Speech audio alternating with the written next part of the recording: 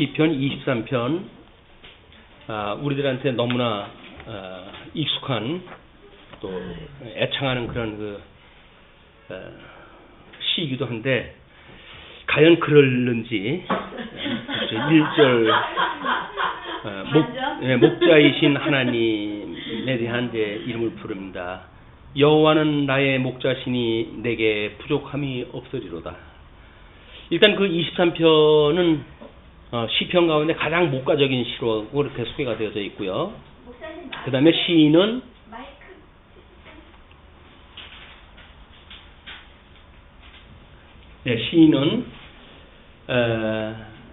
하나님의 사랑과 돌봄을 목자의 심정으로 노래를 이제 했어요. 목동 출신으로서의 다윗한테는 익숙한 표현이겠죠. 하나님께서 이스라엘을 어떻게 지금 이루어가고 계신지, 그리고 그것을 개인적인 경험에 비춰가지고 하나님이 하시는 그런 그 섭리에 대하여 하나님을 자신의 삶의 인도자 또 보호자로 삼는 이런 그 사람들이 그분 안에서 참된 평안과 영생을 누릴 수 있음을 찬양하다 하는 내용이거든요. 그런데 이런 일 저런 일 없으면야 굳이 하나님까지 찾을 건 뭐 있겠어요. 잘 먹고 잘 사는데 그냥 얻어 자기야 잘 살면 되겠지. 그러나 지금 다윗이 23편이 목가적인 그런 그 시라고 이야기를 했지만, 그 목가적인 시라고 하는 거는 22편에서 이야기했던 것처럼 엄청난 고통 가운데 있으면서 지금 그 하나님을 바라보고 있다, 이런 맥락으로 보게 되면 우리는 그 목가적이라고 하는 것이 얼마나 치열한 건지 한번 다시 생각을 해보게 됩니다. 원래 자연계가 그래요. 이 자연계라고 하는 것이 우리는 넓은 이제 자연을 보면서 참 아름다워라, 하나님의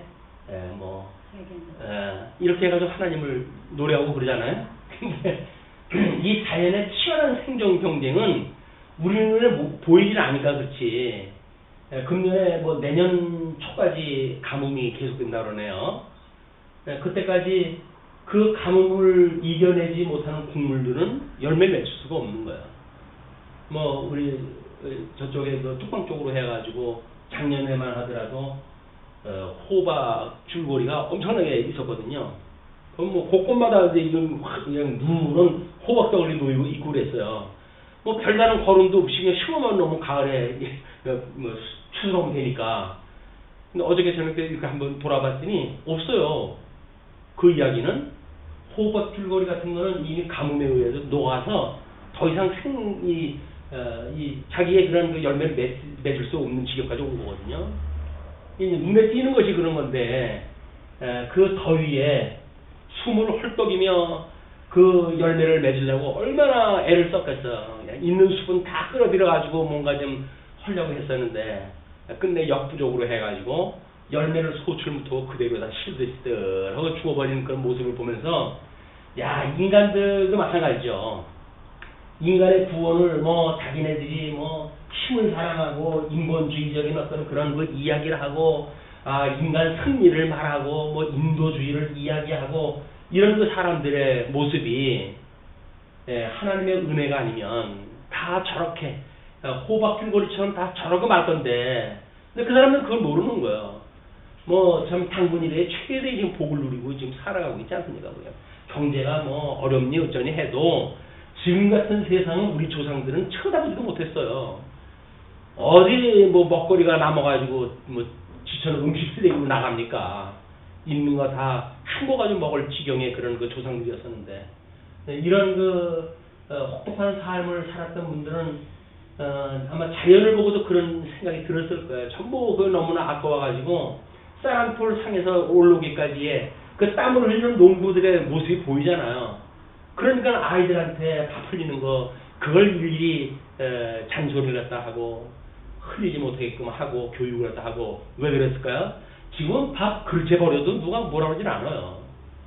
그만큼 세상이 망하는 세상으로 가는 겁니다. 이게 망하는 세상으로. 자연의 섭리를 보고 소중함을 느끼지 못한다는 그 이야기는 이미 막장에 다 이르렀다는 이야기거든요. 이것이 아마 어떤 그런 그 사람이 그런 그 이야기를 했던데, 아이들이, 대단히 많은 그런 그 아이들이 죽음에 대해서 생각을 안 해본 아이들이 없어요. 늘 외롭고, 뭐, 친구가 있는 거 하면은 경쟁 상대가 돼버리고 말고, 그래가지고, 이 현대 어떤 그런 그 과학이 발전해가지고 인간 스스로가 독립된 주체로, 인식이 바뀌어가면서 사람들은 전부 외로워지기 시작하다 했고, 그 외로워지기 시작하다 한 거에 결국은 기계화되어져가는 그런 그 인생들인 거예요. 연대하고 이웃을 돌아보고 이런 심성이 이미 없어요. 이런 자연적인 심성이 없어요.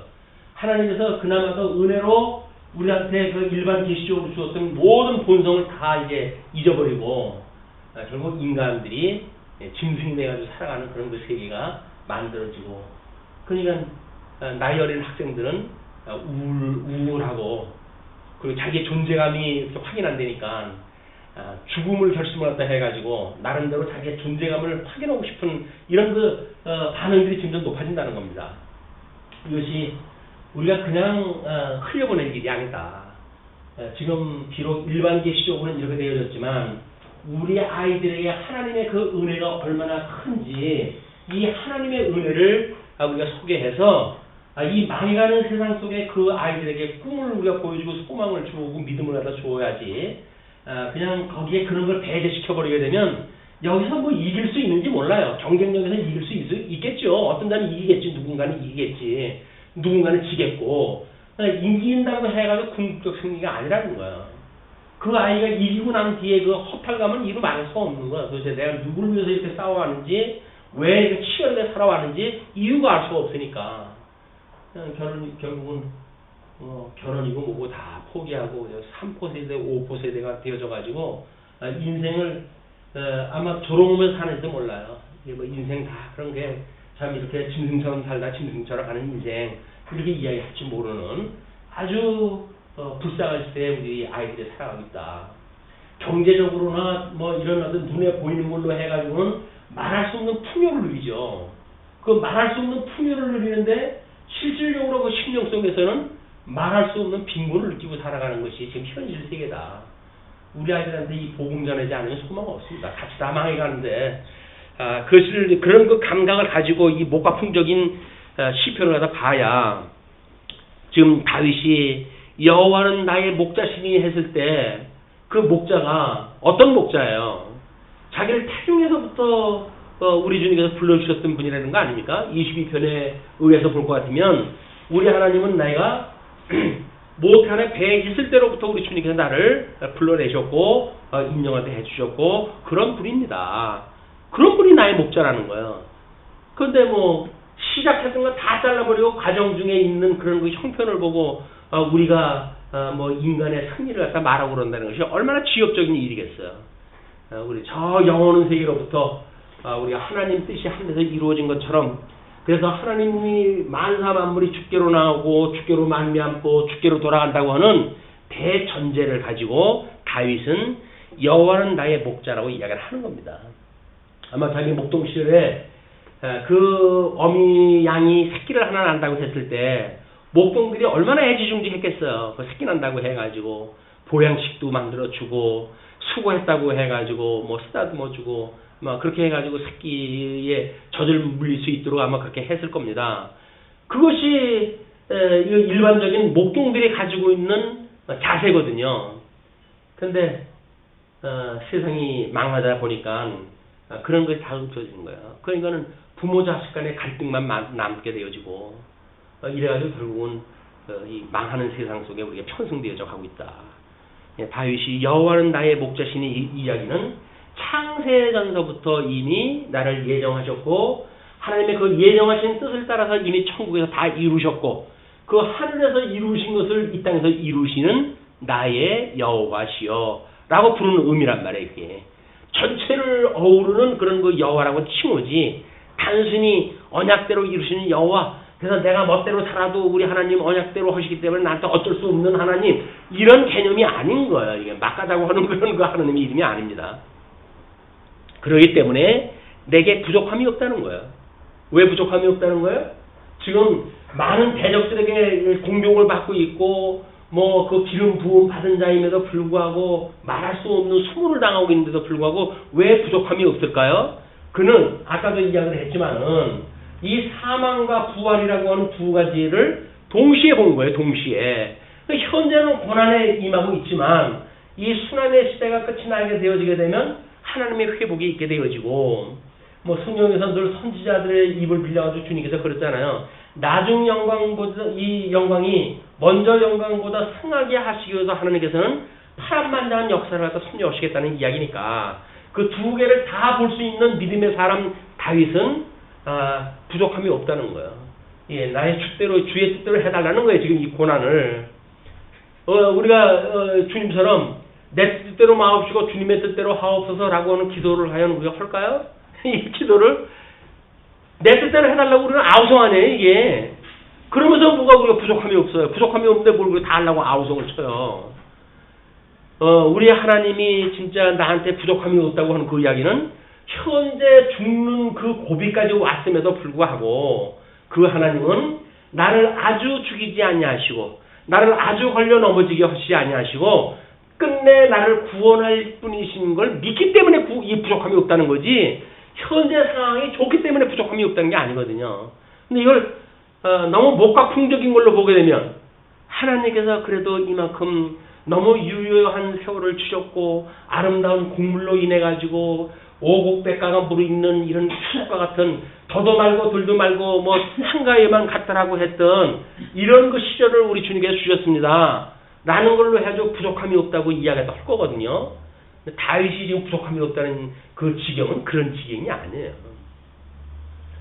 정말 내가 말할 수 없는 수치를 당하고 그 혀가 뭐 갈증을 느껴가지고 그 뭐 혀틀에 지금 닿을 정도로 지금 그렇게 되어져 있고 온통 대적들은 나의 수족을 찔러가지고 꼼짝달싹 못하게 하는 이런 그 지경에 이르렀지만 나한테 부족함이 없다는 거야. 이게 우리들이 그동안 부족함이 없다는 개념하고 같은 겁니까? 아니에요. 전혀 달라요. 이 다윗이 지금 이 부족함이 없다는 그 이야기는 하나님이 전능하신 분이기 때문에 만사만 언약대로 이루시는 분이기 때문에 부족함이 없다는 거지 자기 상황이 부족함이 없다는 게 아니란 말이에요. 근데 우리는 그 하나님의 이름을 인하여 기뻐해야지 주어지는 환경을 가지고 기뻐한다는 이야기는 환경 가려면 하나님 버리겠다는 이야기 아니에요. 그렇잖아요? 형편절적에는 하나님 나한테 복을 줘가지고 어떻게 이렇게 인도하십니까? 그러다가 만약에 그게 복을 거둬하시게 되면 하나님 나한테 이룰 수 있어요? 저럴 수 있어요? 그래가지고 하나님 뭐 헌실자 버리는데 버리겠다는 이야기 아닙니까? 근데 지금 이 다윗이 부족함이 없다는 이야기는 만사 만물을 천지를 지으신 여호와 하나님 그 천지 지금도 살아계셔서 창조하셨던 그 하나님을 섭리하시는 그 하나님 그 하나님으로 인하여 부족함이 없다는 이야기다. 지금 형편은 뭐 말할 수 없는 상태예요.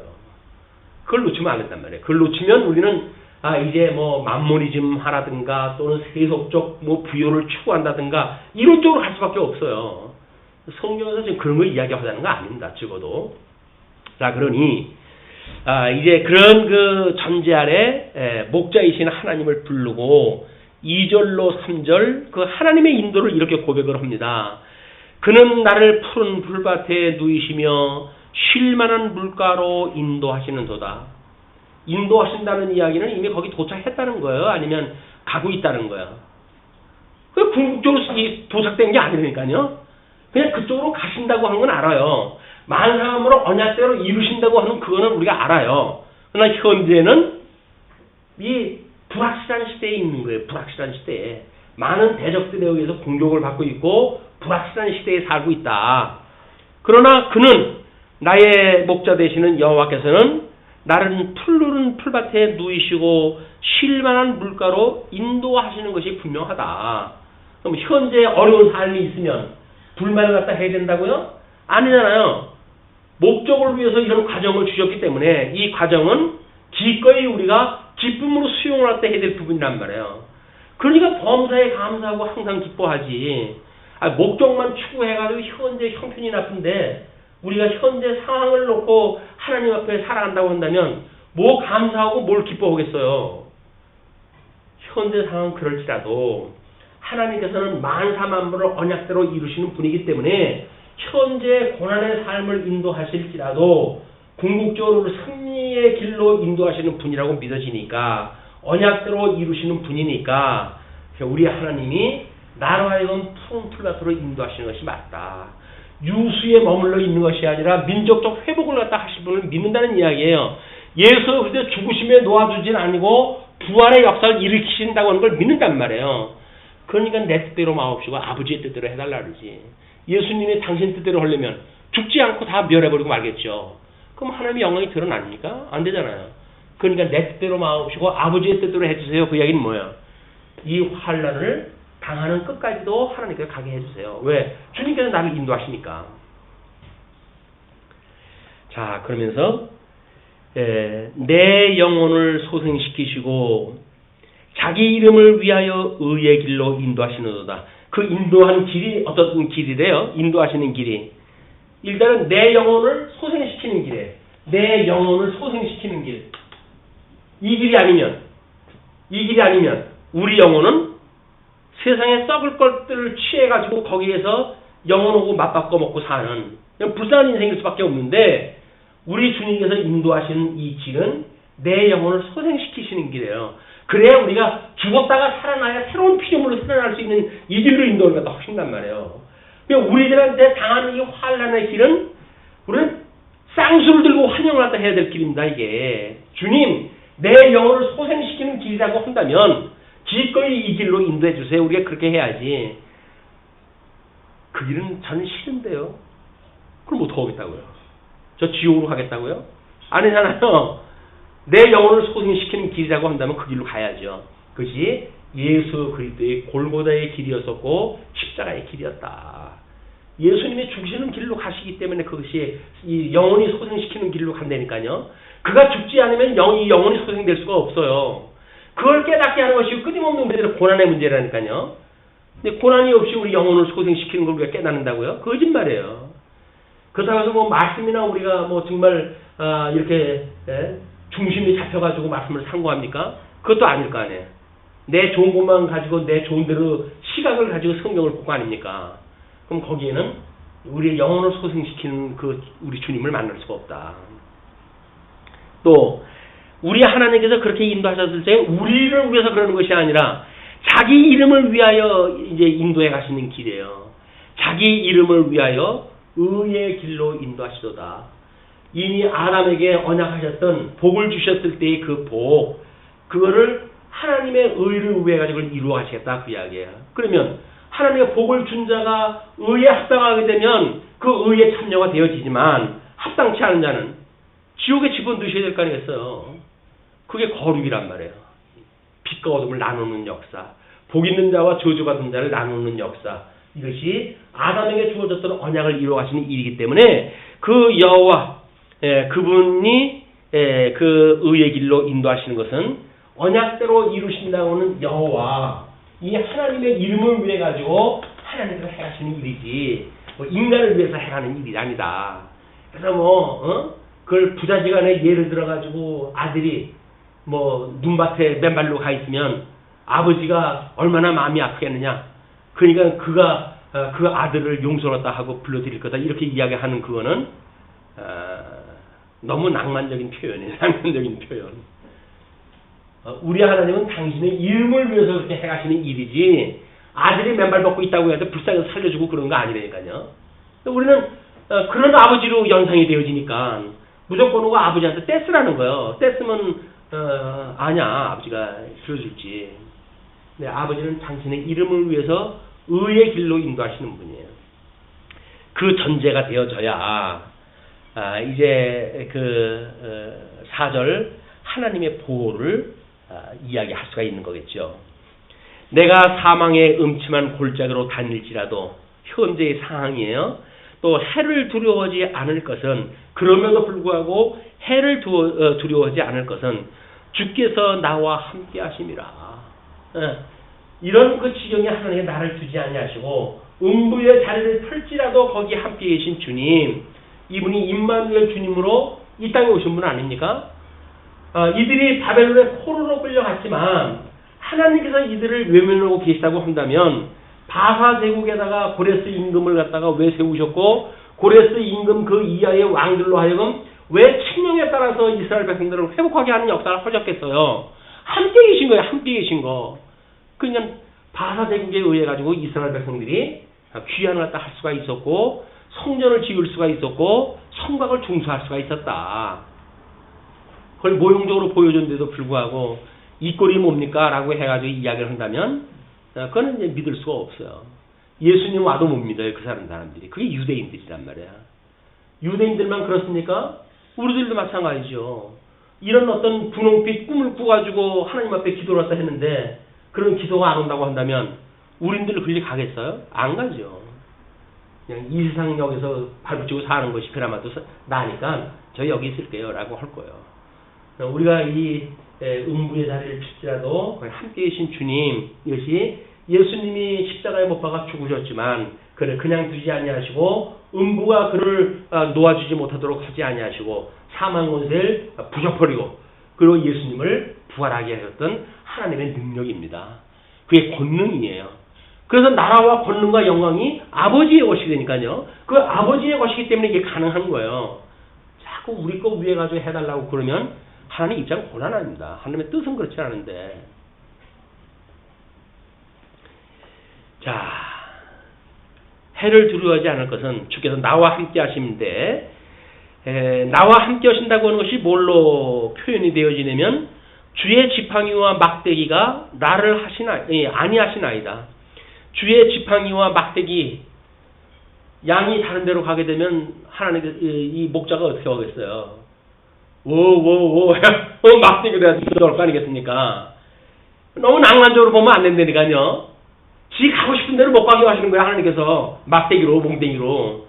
물론 대적이 쳐들어왔을 때 대적과 그 양들을 싸우는 막대기일 수가 있죠.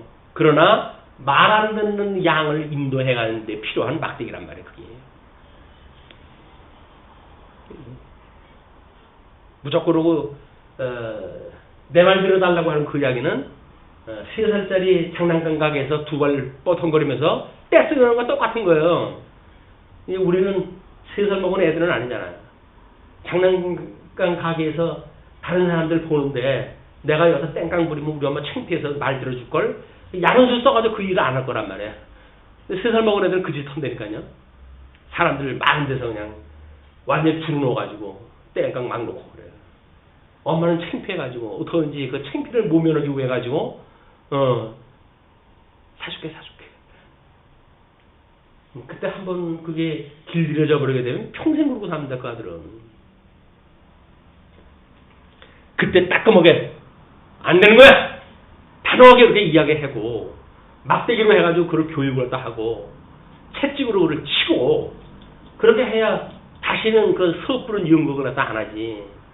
엄마가 져버리게 되면 그 아이는 평생 그러고 살아요.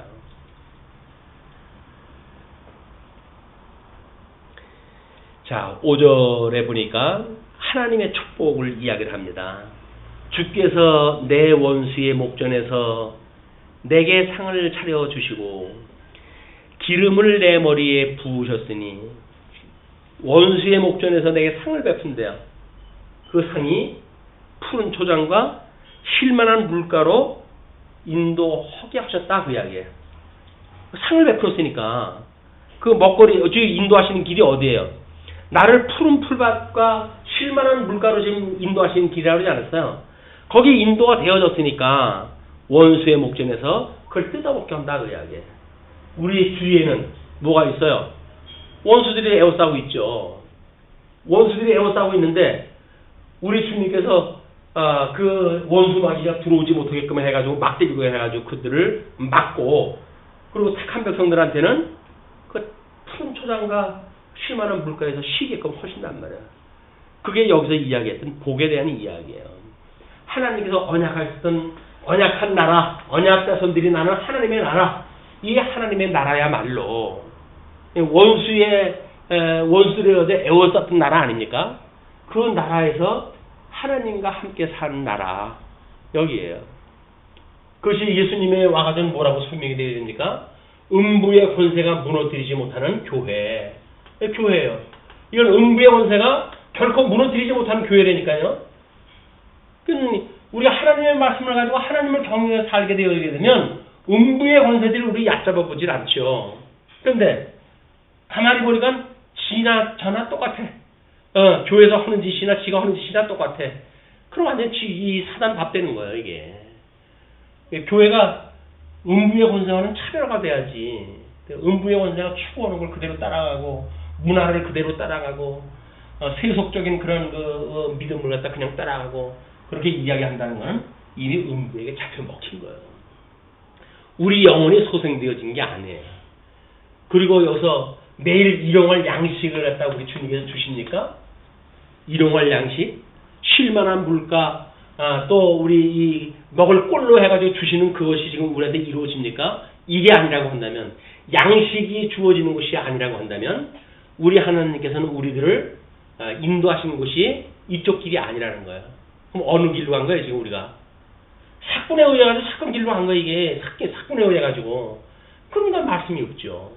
말씀이 없고 거기에는 우리들이 그냥 먹고 뭐 즐기고 뭐 어떤 인간 본의의 이런 평화를 이야기하고 이런 쓸데없는 그 생각이 들어간단 말이에요.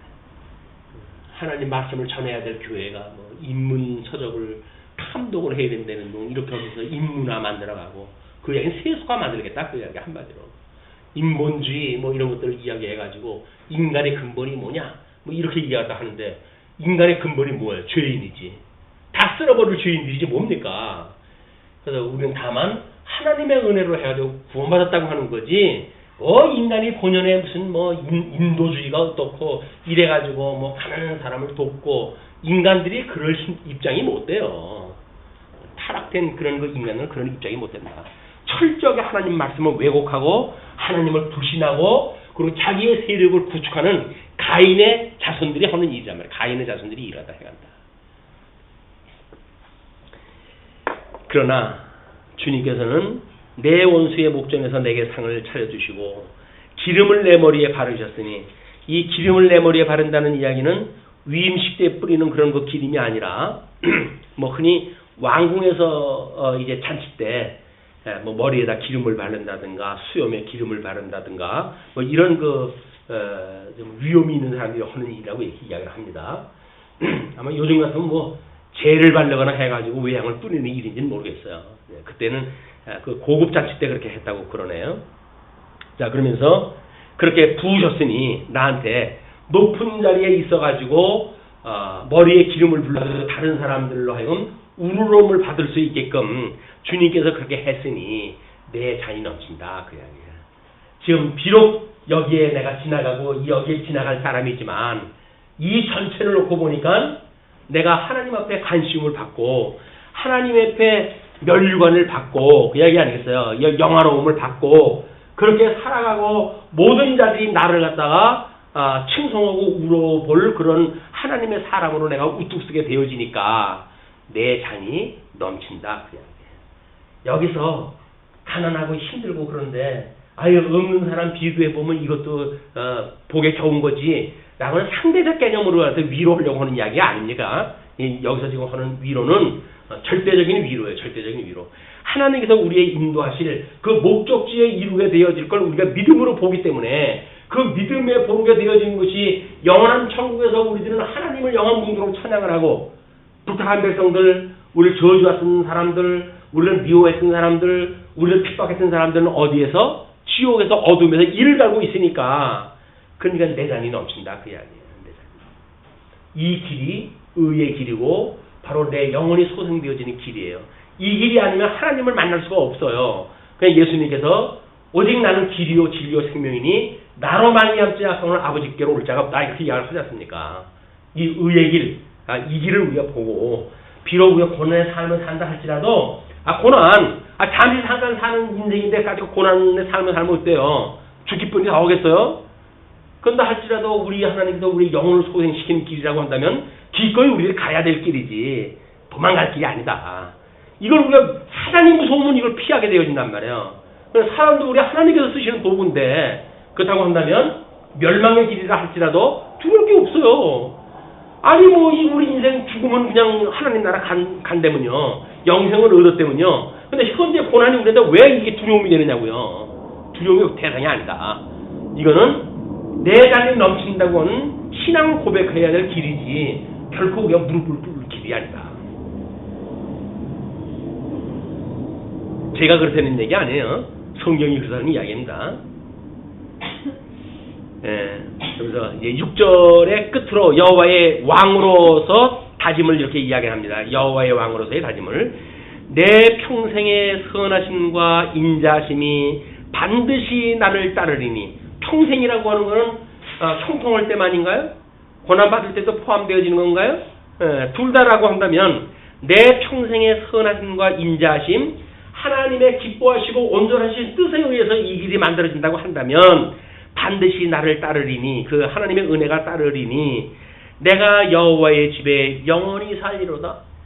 이 시대를 초월하는 믿음의 세계를 살 수 있는 사람들은 이미 생명세계 이 눈에 보이는 가시적인 세계를 초월한 영원한 세계에서 우리가 살 수가 있는 거기 때문에 믿음으로 사는 사람들은 영원한 삶을 사는 거예요.